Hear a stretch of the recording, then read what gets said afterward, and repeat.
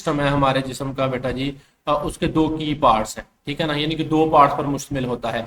एक blood circulatory system पर मुश्तमिल होता है और दूसरा है लिम्फेटिक सिस्टम। इस चैप्टर में हम सिर्फ ब्लड सर्कुलेटरी सिस्टम को पढ़ेंगे, लिम्फेटिक सिस्टम को नहीं पढ़ेंगे। ब्लड सर्कुलेटरी सिस्टम के अलावा एक हमारा लिम्फेटिक सिस्टम भी होता है, जो कि ये इम्यून सिस्टम है, जो दफाई निज़ाम है उसमें जो है वो ये पार्टिसिपेट करता है लिम्फेटिक सिस्टम, और इसके बहुत सारे फंक्शन हैं, ठीक है, फ्लूइड बैलेंस वगैरह वगैरह और बड़े काम करता है। तो हम ब्लड सर्कुलेटरी सिस्टम को डिटेल से पढ़ेंगे इस चैप्टर में, ठीक है। सबसे पहले हम पढ़ेंगे ब्लड एंड इट्स कंपोनेंट्स, ठीक है। ब्लड यानी कि खून और इसके जो कंपोनेंट्स हैं उनके बारे में हम देखेंगे कि इसके कौन कौन से जो हैं, खून के ही मुख्तलिफ जो अनासर हैं खून में वो कौन कौन से हैं। अब सबसे हम स्टार्ट करते हैं, blood is a type of connective tissue, ठीक है। तो आपको पता है टिश्यूज की मुख्तलिफ इकसाम है, तो ब्लड कौन सी किस्म में आता है, कनेक्टिव टिश्यूज में आता है। इट्स मेन फंक्शन इज, अब ये इसका फंक्शन है, define blood and its function. ये शॉर्ट क्वेश्चन है बेटा, ये आपने अच्छे तरीके से इसको याद करना है, इसकी definition. Blood is a type of connective tissue, ये एमसीक्यूज के तौर पर भी इंपॉर्टेंट है। और इसका फंक्शन क्या है, it's main function is to transport materials through the body. और ये जो मुख्तलिफ किस्म के मटेरियल्स हैं, ये ऑक्सीजन को भी पहुंचाता है बच्चे पूरे जिस्म में। ये पूरे जिस्म में जो हमारी खुराक है, हमने पिछले चैप्टर्स में पढ़ा है, छोटी आंत से जो खून में शामिल होती है उस खुराक को, फिर ग्लूकोज को, हर चीज को ये पूरे जिस्म में पहुंचाता है। तो यही बात उसने की है कि जो एक कनेक्टिव टिश्यू है ब्लड, और इसका मेन फंक्शन क्या है कि जो मटेरियल्स हैं उनको पूरी बॉडी में ट्रांसपोर्ट करता है, यानी कि ट्रांसपोर्ट ऑफ दी मटेरियल क्या है, इसका फंक्शन है। अच्छा जी, it carries important materials to where they are needed, यानी कि जहां पे आपको मटेरियल्स चाहिए होंगे, इंपॉर्टेंट मटेरियल्स, वहां पे जहां पे जरूरत होगी ये वहां पे पहुंचा देगा, ठीक है। It transport oxygen from the lungs, तो ये ऑक्सीजन की ट्रांसपोर्ट करता है फ्रॉम द लंग्स, फेफड़ों से, to all body cells, and carries carbon dioxide back to the lungs for removal, ठीक है। पिछले चैप्टर में हमने ये वाला जो ये लाइन लिखी हुई है इसके बारे में हमने डिटेल से पढ़ा है कि जो ऑक्सीजन है वो पूरे जिस्म से फेफड़, हम सांस लेते हैं, ऑक्सीजन जाती है हमारे फेफड़ों में, फेफड़ों से वो ऑक्सीजन पूरे जिस्म में क्या है वो ट्रांसपोर्ट कर दी जाती है। अब हम यहाँ पे डिटेल से आगे जाके पढ़ेंगे कि किस तरह दिल है वो इस ऑक्सीजनेटेड ब्लड को पूरे जिस्म में ट्रांसपोर्ट करता है। और जो तमाम सेल से सेलुलर रेस्पिरेशन के बाद कार्बन डाइऑक्साइड एक फजूल प्रोडक्ट के तौर पर बनकर आ रही होती है, उसको फेफड़ों में लेकर आता है, वो भी खून ही लेकर आता है। यानी कि एक ही वक्त में ऑक्सीजन की ट्रांसपोर्ट कर रहा है पूरे जिस्म में, और जो कार्बन डाइऑक्साइड एक फजूल प्रोडक्ट है उसको रिमूव करवा रहा है फेफड़ों में लाकर।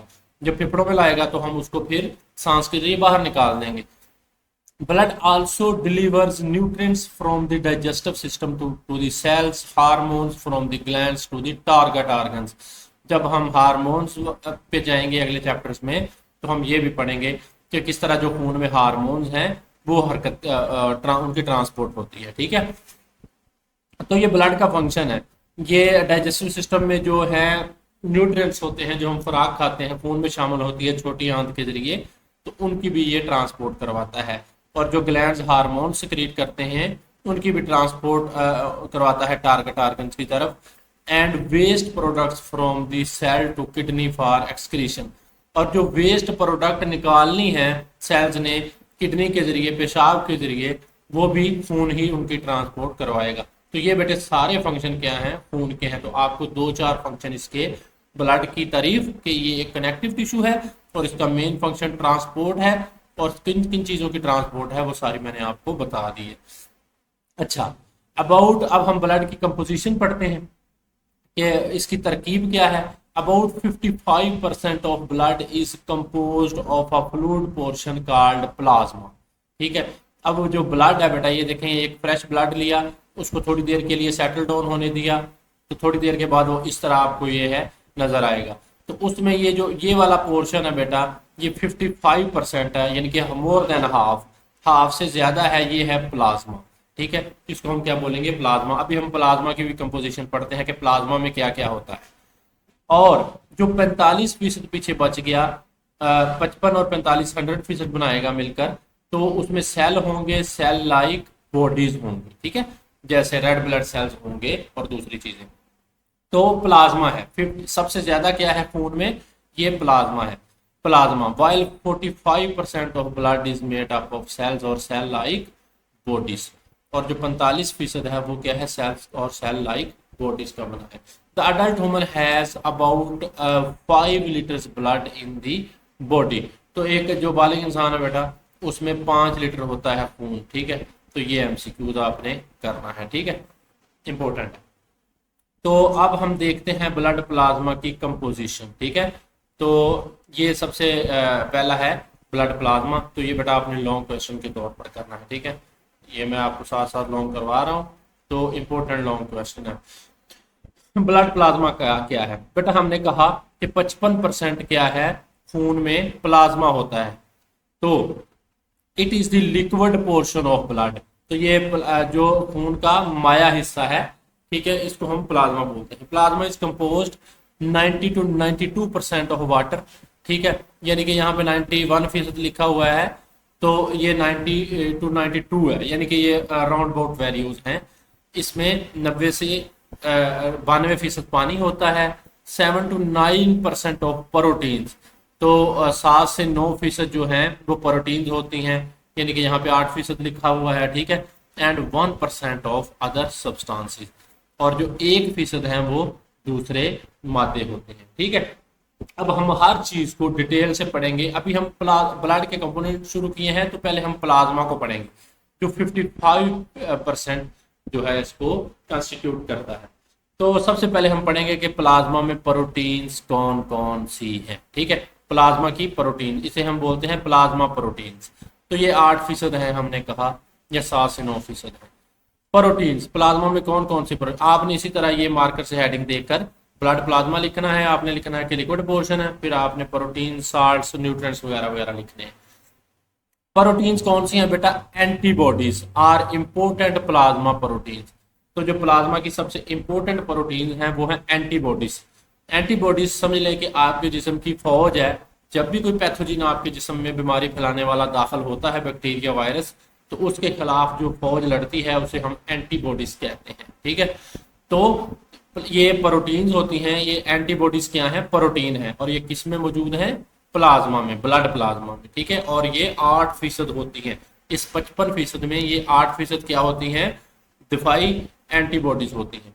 एंटीबॉडीज का क्या फंक्शन है, ये अब एंटीबॉडी का फंक्शन आ गया, defend the body against pathogens, pathogen बीमारियां काज करने वाले जो होते हैं एजेंट्स, उनको हम पैथोजिन्स बोलते हैं। तो fibrinogen is also a plasma protein, तो एक तो हो गई एंटीबॉडीज प्रोटीन, ठीक है, और दूसरी प्रोटीन्स क्या हो गई, फाइब्रिनोजिन, ठीक है, is also a plasma protein, it is responsible for blood clotting, ठीक है। फाइब्रिनोजिन बहुत इंपॉर्टेंट एमसीक्यूज है, तो आपको पूछा जाएगा बेटा 2 ब्लड प्लाज्मा प्रोटीन्स के नाम लिखें, ठीक है।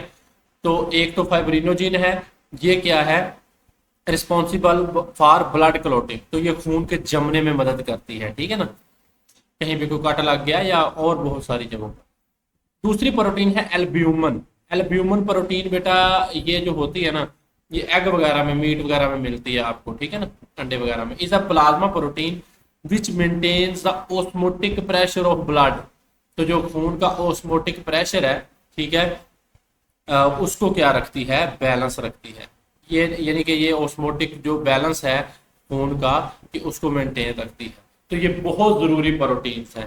तो प्लाज्मा की प्रोटीन कौन कौन सी है बेटा, एक तो एंटीबॉडीज हैं, एक फाइब्रिनोजिन है, और एक एल्ब्यूमिन है। तो आपको 2 के नाम लाजमी आने चाहिए, ठीक है। तो ये शॉर्ट क्वेश्चन है, डिस्क्राइब 2 प्लाज्मा प्रोटीन्स, तो ये जो प्लाज्मा के अंदर जो प्रोटीन हैं ये कौन कौन सी हैं, एक फाइब्रिनोजिन है जो कि ब्लड क्लॉटिंग करवाती है, और दूसरी क्या है, एल्ब्यूमिन है जो कि ऑस्मोटिक प्रेशर को मेंटेन रखती है। हमने कहा उसके बाद बेटा जी साल्ट्स हैं, ठीक है ना, ये जो अदर्स वाला पोर्शन है ये साल्ट्स हैं। प्लाज्मा में साल्ट्स क्या काम करते हैं, the important plasma salts are made of sodium के साल्ट्स हैं, क्लोराइड के साल्ट्स हैं, बाइकार्बोनेट्स के हैं, आयन है। In addition there are little amounts of calcium है, मैग्नीशियम है, कॉपर है, पोटाशियम है और जिंक है। तो ये सारे साल्ट्स हैं बेटा, ये हमारे प्लाज्मा में मौजूद होते हैं, इनका मुख्तलिफ फंक्शन है। ठीक है,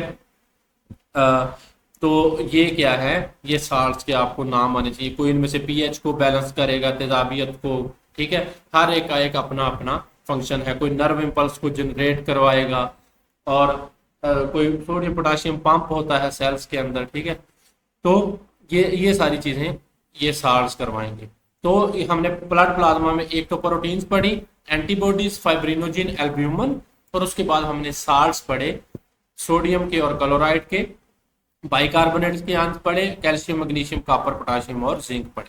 छोटा सा चैप्टर है बेटा, तो इसको आप अच्छे तरीके से, इसकी कोई चीज नहीं छोड़नी है आपने, लॉन्ग है, लॉन्ग आना है इसमें से। न्यूट्रिएंट्स, वेस्ट एंड हार्मोन्स, तो ये भी चीजें क्या है, मौजूद होती हैं ब्लड प्लाज्मा में।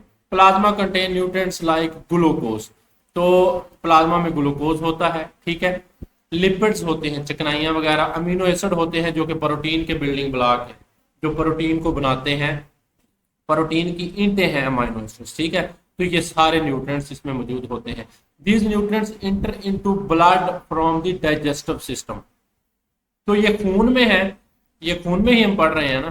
ठीक है, यानी कि प्लाज्मा में खून का ही हिस्सा है।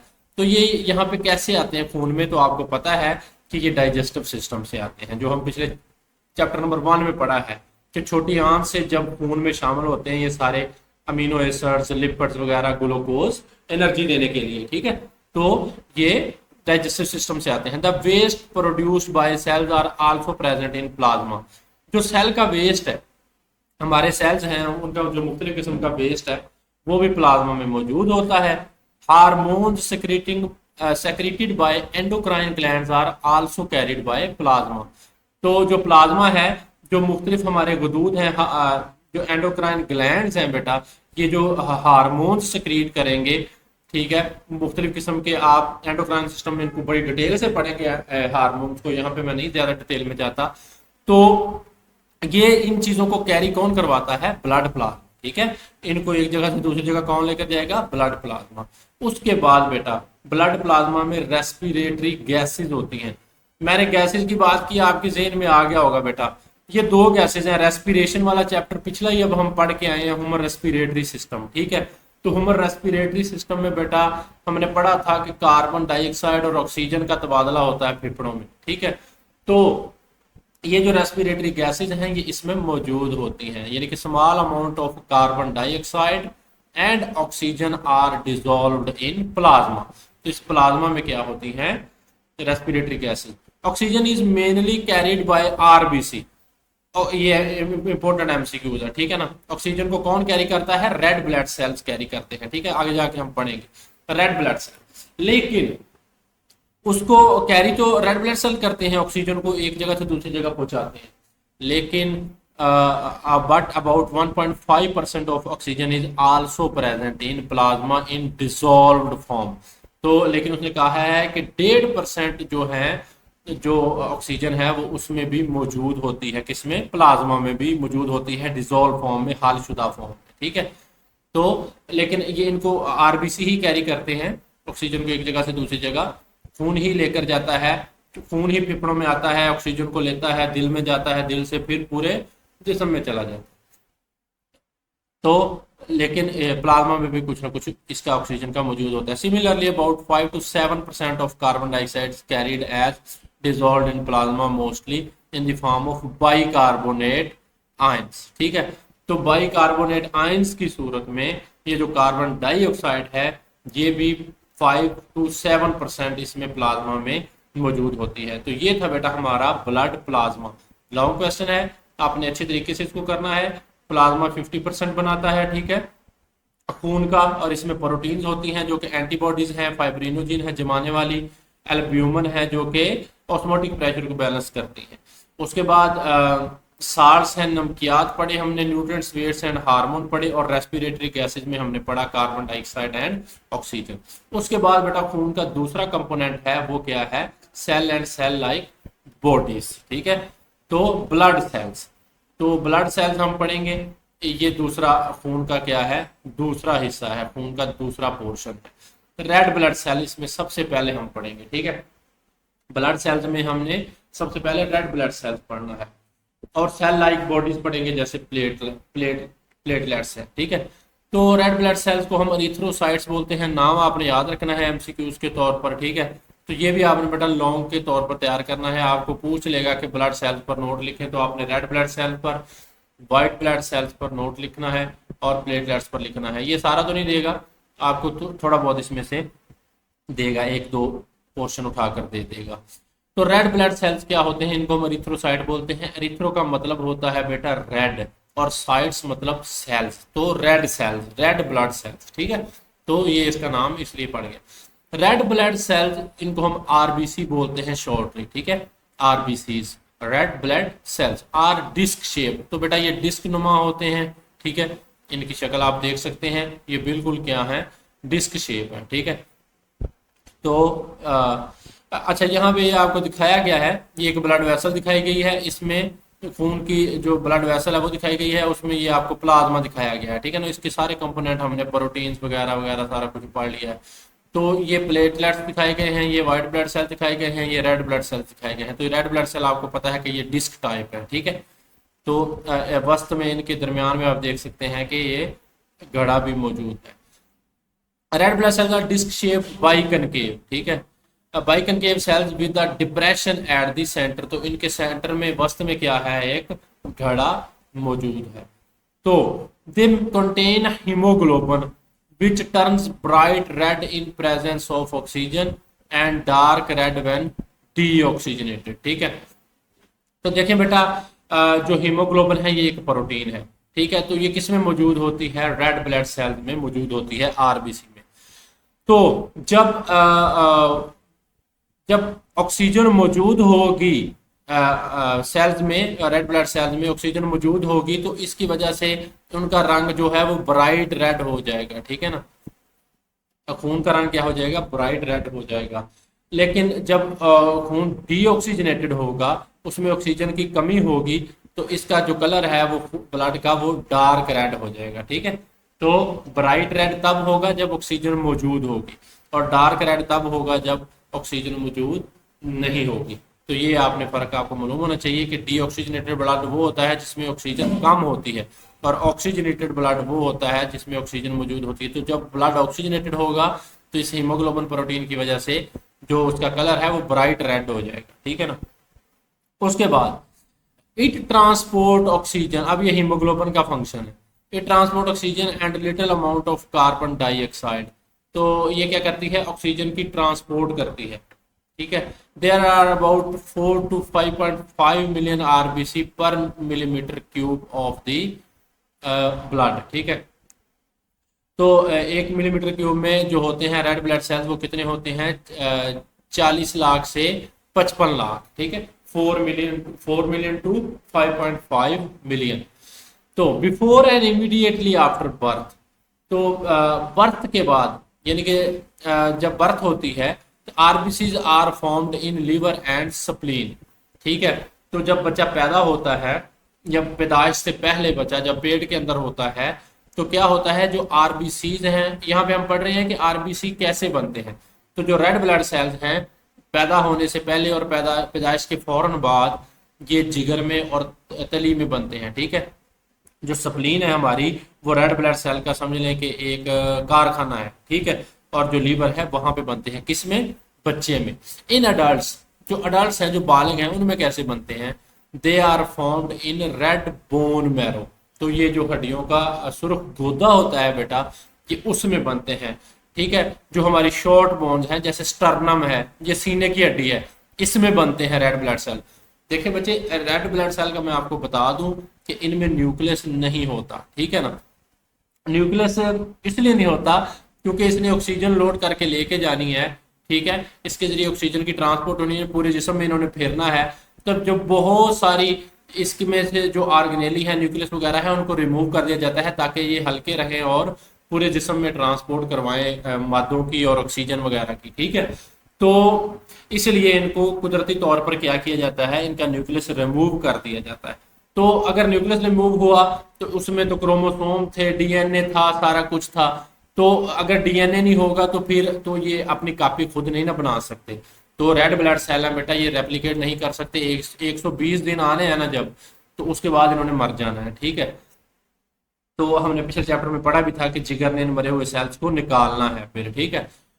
तो जो तो फिर रेड ब्लड सेल्स हैं जो बेटा, ये क्या करते हैं कि ये ट्रांसपोर्ट करवाते हैं, और इसके अलावा इनकी एज जो होती है वो 120 डेज होती है, उसके बाद इन्होंने मर जाना है। ये खुद रेप्लिकेट नहीं कर सकते, ये अपने जैसे सेल्स नहीं बना सकते क्योंकि इनके अंदर न्यूक्लियस नहीं होता। तो इसलिए यही बात उसने की है कि जब बच्चा पैदा होता है या उसके पैदा होने से पहले, तो तब ये जिगर में और स्प्लीन में या तली में बनते हैं, और जब पैदा होने के बाद या अडल्ट होता है, जब इंसान बालिग होता है, तो ये रेड बोन मैरो में बनते हैं, हड्डियों के सुर्ख गोदे में बनते हैं, जैसे कि स्टर्नम है, हमारे सीने की हड्डी है, रिब्स हमारी पसलियां हैं, और वर्टिब्राई है, ठीक है, ये जो हमारी रीढ़ की हड्डी है, तो इसमें क्या है, ये बनते हैं, ठीक है। ये हैं जगहें जहां पे where where the red blood cells are form. तो आपको अगर ये पूछ लिया जाए शॉर्ट क्वेश्चन, तो आपने बताना है कि ये जिगर में और तली में बनते हैं, और रेड बोन मैरो में, जवानों में बनते हैं।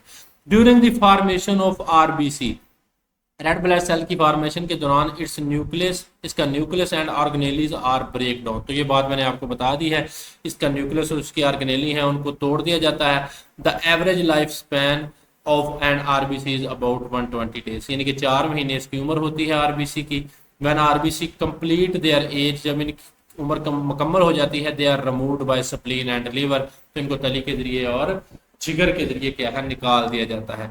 तो हमारे जिस्म में क्या है, there are more than 30 trillion RBCs throughout the body, ठीक है। तो ये आपने याद रखना है, 30 ट्रिलियन, अबाउट 2 मिलियन, उसमें से जो 2 मिलियन है, यानी कि 20 lakh RBC die and are replaced every second. तो हर सेकंड हमारे जिस्म में कितने आरबीसी मर रहे हैं और दोबारा बनाए जा रहे हैं उनकी जगह, 20 लाख एक सेकंड में।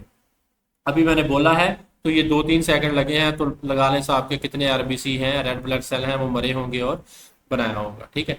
ये थे बच्चे ब्लड सेल्स की पहली जो कंपोनेंट था वो था रेड ब्लड सेल। अब ब्लड सेल्स का जो दूसरा कंपोनेंट है बेटा, वो है व्हाइट ब्लड सेल।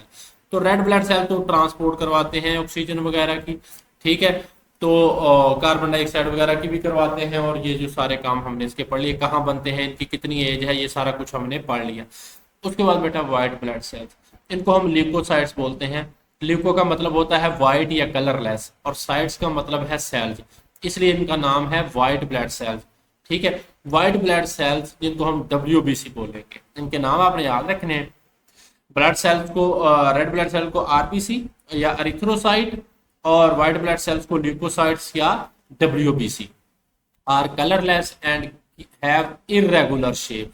तो इनकी जो शक्ल है वो इरेगुलर होती है, मुख्तलिफ किस्म के काम करने के लिए मुख्तलिफ किस्म की इनकी शक्लें हैं, ठीक है। They are formed in red bone marrow, तो ये भी रेड बोन मैरो है, जो हड्डियों का सुरख गुदा है वहां पे बनते हैं। सम व्हाइट ब्लड सेल मिच्योर इन लिम्फ नोड्स, तो कुछ जो व्हाइट ब्लड सेल हैं वो लिम्फ नोड होते हैं, लिम्फेटिक सिस्टम के जो किनारे होते हैं, जो हमने कहा कि 2 हिस्से हैं, एक ब्लड सर्कुलेटरी सिस्टम है, एक लिम्फेटिक सिस्टम है, जो दिफाई निजाम का भी हिस्सा है। तो लिम्फ नोड्स में जाकर व्हाइट ब्लड सेल्स हैं, कुछ मिच्योर होते हैं, ठीक है ना।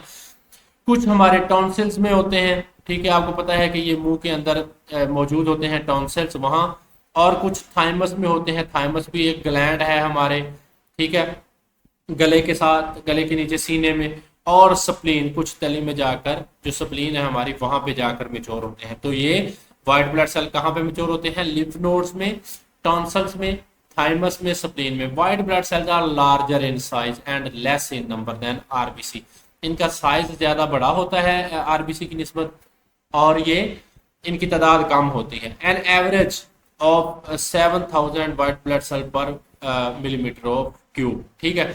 तो 1 मिलीमीटर क्यूब में जो रेड ब्लड सेल थे बेटा, वो 40 से 55 लाख थे, ठीक है ना, 4 to 5.5 मिलियन। लेकिन ये क्या है 1 मिलीमीटर क्यूब में बेटा, ये कितने हैं, ये सिर्फ 7000 है, ठीक है। और blood is present with in the normal range for adult, तो ये नॉर्मल रेंज है, ये आपने एमसीक्यूज के तौर पर तैयार करनी है, और ये भी आपने एमसीक्यूज के तौर पर तैयार करनी है, ठीक है। दे डिफेंड, अब इनका फंक्शन आ गया, तो बेटा यहाँ पे आप व्हाइट ब्लड सेल का फंक्शन भी याद करेंगे। They defend the body against diseases. तो इनका वाइट ब्लड सेल का मेन फंक्शन ही ये है कि ये आपके डिफेंस सिस्टम का हिस्सा है, आपकी फौज है, ठीक है। तो ये डिफेंड करते हैं against diseases. Their life span depends upon the needs. There are several types of blood cell, white blood cells, ठीक है। अब इनकी इकसाम है बेटा, एक है बेटा ग्रेन्यूलोसाइट्स और एक है ए ग्रेन्यूलोसाइट्स। तो इनका नाम जो है बेटा वो शो करवा रहा है, तो मैं बताता हूँ। ग्रेन्यूल्स हम बोलते हैं दानेदार साख्तों को, और साइट्स बोलते हैं सेल्स को, ठीक है। तो ऐसे सेल्स जिनके साइटोप्लाज्म में दानेदार साख्तें होंगी उनको हम ग्रेन्यूलोसाइट्स बोलेंगे। और ए का मतलब होता है एब्सेंट, मौजूद ना होना। ग्रेन्यूलोसाइट्स मतलब दानेदार साख्तें, यानी कि ग्रेन्यूलोसाइट्स वो होंगे जिनमें दानेदार साख्तें मौजूद होंगी, ए ग्रेन्यूलोसाइट्स वो होंगे जिनमें दानेदार साख्तें मौजूद नहीं होंगी, ठीक है। तो ये बेटा इनका जो है वो फंक्शन है, ठीक है। तो सबसे हम पढ़ते हैं granulocytes. These white blood cells are have granules in cytoplasm. तो इनका जो साइटोप्लाज्म है, ठीक है, उसमें क्या होते हैं, ग्रेन्यूल्स होते हैं, ठीक है। दे इंक्लूड, इनमें कौन कौन से, अब ग्रेन्यूलोसाइट्स की बेटा क्या है, मजीद आगे टाइप्स हैं। एक न्यूट्रोफिल्स हैं, ठीक है, एक इसिनोफिल्स हैं, एक बेसोफिल्स हैं। तो ये तीन आपने ग्रेन्यूलोसाइट्स की, यानी कि ये जो न्यूट्रोफिल्स हैं, सिनोफिल्स हैं और बेसोफिल्स हैं, इनका जो साइटोप्लाज्म है इसमें ग्रेन्यूल्स होंगे, दानेदार साख्तें होंगी, इसलिए इनका नाम पड़ गया granulocytes. Their name tell the staining property of their cytoplasm. तो इनका नाम बता रहा है, तो इनके जो साइटोप्लाज्म की है वो स्टेनिंग प्रॉपर्टी को बता रहा है, ठीक है, जैसे मैंने आपको बता दिया। न्यूट्रोफिल्स डिस्ट्रॉय बैक्टीरिया, अब इनका फंक्शन है, तो आपको न्यूट्रोफिल का फंक्शन आना चाहिए, सिनोफिल का, बेसोफिल का। न्यूट्रोफिल्स हमने कहा बेटा ये क्या है कि ये हमारे डिफेंड करते हैं, they defend the body against disease, white blood cell को कहा।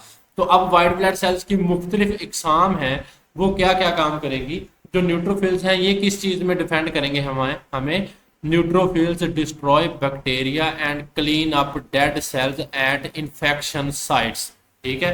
तो जो बैक्टीरिया आएंगे हमारे जिस्म में हमला करेंगे, उनको न्यूट्रोफिल आकर मार देंगे, ठीक है।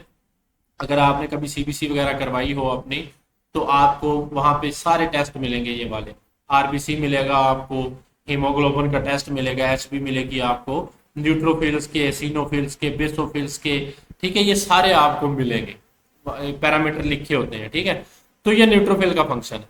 दूसरा बेटा जी एसिनोफिल आएंगे। एसिनोफिल्स क्या करेंगे, fight with parasites and cause allergic reactions. तो एसिनोफिल्स क्या करेंगे, ये जो पैरासाइट्स हमला करेंगे उनको, उनके खिलाफ लड़ेंगे और एलर्जिक रिएक्शन करवाएंगे, ठीक है। जिस्म में कहीं एलर्जी हो जाए तो उसका मतलब ये है कि जो एसिनोफिल्स हैं वो आपके बड़े हुए हैं।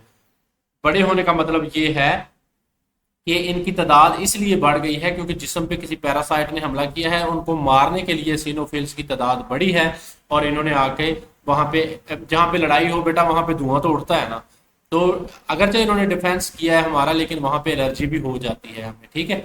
तो तीसरी है बेटा बेसोफिल्स। बेसोफिल क्या करेंगे, बेसोफिल रिलीज हिस्टामीन, ये भी बेटा एक किस्म की प्रोटीन है, to cause inflammation and produce allergic reaction. तो इस पर हिस्टामीन का भी जो एक रोल है वो एलर्जिक रिएक्शन में है, ठीक है ना। तो ये बेसोफिल्स क्या करेंगे, हिस्टामीन को रिलीज करेंगे, तो इसकी वजह से जो इन्फ्लेमेशन है, सोजिश है, वो हो जाएगी और एलर्जिक रिएक्शन हो जाएंगे। ये एलर्जिक रिएक्शन है, ये टेस्ट हमें बताते हैं जब इनको करवाते हैं हम टेस्ट, कि हमारे जिस्म में कहाँ पे एलर्जी हुई है, और इन चीज़ों को फिर मेडिसिन के जरिए हैंडल किया जाता है, ठीक है। दरअसल ये एलर्जीज होती हैं, ये हमारे जिस्म के लिए अलार्म होता है, ये कुदरत ने एक रखा है कि जिस्म में कोई ना कोई प्रॉब्लम आ रही है। उसके बाद बेटा agranulocytes, they have clear cytoplasm, यानी कि यहाँ पे क्या था कि इनके वाइट ब्लड सेल में ग्रेन्यूल्स थे, इसका नाम पड़ गया ग्रेन्यूलोसाइट्स। यहाँ पे क्लियर है साइटोप्लाज्म, यहाँ पे ग्रेन्यूल्स नहीं है, इसलिए ए का मतलब है एब्सेंट, ग्रेन्यूलोसाइट्स मतलब कोई ग्रेन्यूल्स नहीं है। There are two types of agranulocytes, इनकी भी दो इकसाम है, monocytes and lymphocytes. Monocytes make macrophages, ठीक है, मैक्रो का मतलब होता है बड़ा, फेजिस मतलब निगलना, ठीक है ना। तो इसका मतलब ये जो मोनोसाइट्स हैं ये भी हमारे डिफेंस सिस्टम का हिस्सा हैं, ये मैक्रोफेजिस को बनाएंगे, यानी कि मैक्रोफेजिस ऐसे सेल्स होंगे which engulf the germs and dead cells, जो कि जर्म्स को, जो कि बीमारियां फैलाने वाले जरासीम होंगे उनको, और जो सेल मुर्दा हो चुके होंगे उनको क्या है, इनगल्फ करेंगे, निगल लेंगे। ठीक है, तो ये मैक्रोफेजिस का काम है बेटा जी, जिनको मोनोसाइट बनाते हैं। दूसरा है बेटा लिम्फोसाइट्स। ठीक है, मेक एंटीबॉडीज अगेंस्ट पैथोजेंस। तो लिम्फेटिक सिस्टम का ये भी हिस्सा है, ठीक है, हमारे ब्लड सिस्टम का। तो ये लिम्फोसाइट्स क्या करेंगे कि ये एंटीबॉडीज बनाएंगे जो कि बीमारियों के खिलाफ लड़ेंगी, पैथोजेंस के खिलाफ लड़ेंगी। तो ये थे बेटा हमारा रेड ब्लड सेल्स। एरिथ्रोसाइट्स यानी कि जो ब्लड कंपोनेंट्स हम पढ़ रहे हैं, ठीक है। और यहाँ पे हमने पढ़ा कि रेड ब्लड सेल आरबीसी, फिर व्हाइट ब्लड सेल्स पढ़ा। व्हाइट ब्लड सेल्स की हमने कहा कि दो इकसाम है, एक ग्रेन्युलोसाइट्स हैं जिनमें ग्रेन्यूल्स होते हैं, और एक ग्रेन्युलोसाइट्स है। ठीक है, तो ग्रेन्युलोसाइट्स में न्यूट्रोफिल्स हैं जो कि बैक्टीरिया को डिस्ट्रॉय करते हैं। एसिनोफिल्स क्या है बेटा, ये एलर्जिक रिएक्शन काज करवाते हैं, पैरासाइट को निगल लेते हैं। और बेसोफिल्स क्या है, ये हिस्टामीन रिलीज करवाते हैं और एलर्जी प्रोड्यूस करवाते हैं।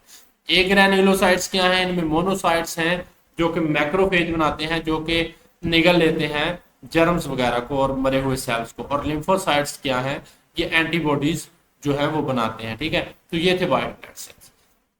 उसके बाद बेटा एक और कंपोनेंट है हमारे ब्लड का, जिनको हम सेल्स तो नहीं कहते, लेकिन हाँ ये सेल लाइक बॉडीज हैं, सेल की तरह की बॉडीज हैं, प्रॉपर सेल नहीं है। इनको हम कहते हैं प्लेटलेट्स, और इनका नाम है थ्रोम्बोसाइट्स। ठीक है, तो ये जो है ये क्लॉट वगैरह बनाते हैं जहाँ पे इन्फेक्शन साइट्स होती है। ठीक है ना, तो यहाँ पे देखें बेटे, ये मैक्रोफेज हमने पढ़ा है रेड व्हाइट ब्लड सेल्स में।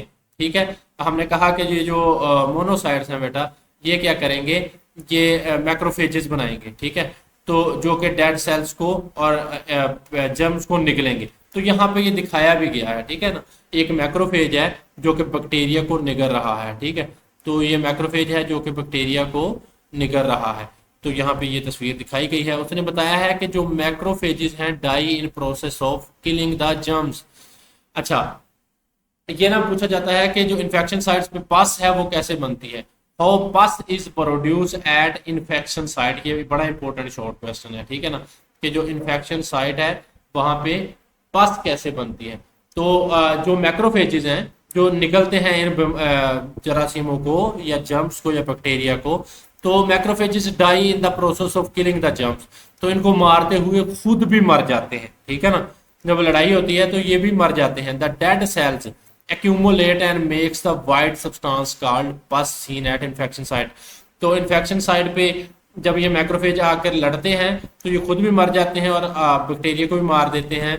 तो वहां पे एक वाइट सब्सटेंस बनता है जिसको हम पस बोलते हैं। ठीक है, तो जो पस नजर आती है इन्फेक्शन साइट पे, जो सफेद सी चीज नजर आती है आपको, दरअसल वो यही होती है कि जो मैक्रोफेजेस हैं उन्होंने लड़े हैं और उन्होंने मार दिया है पैथोजेन को। ठीक है, उसके बाद बेटा सेल लाइक बॉडीज आ गई जिनको हम प्लेटलेट्स बोलेंगे और या फिर थ्रोम्बोसाइट्स बोलेंगे। Red blood cells erythrocytes, white blood cells leukocytes, और जो हमारे प्लेटलेट्स हैं इनको हम बोलेंगे थ्रोम्बोसाइट।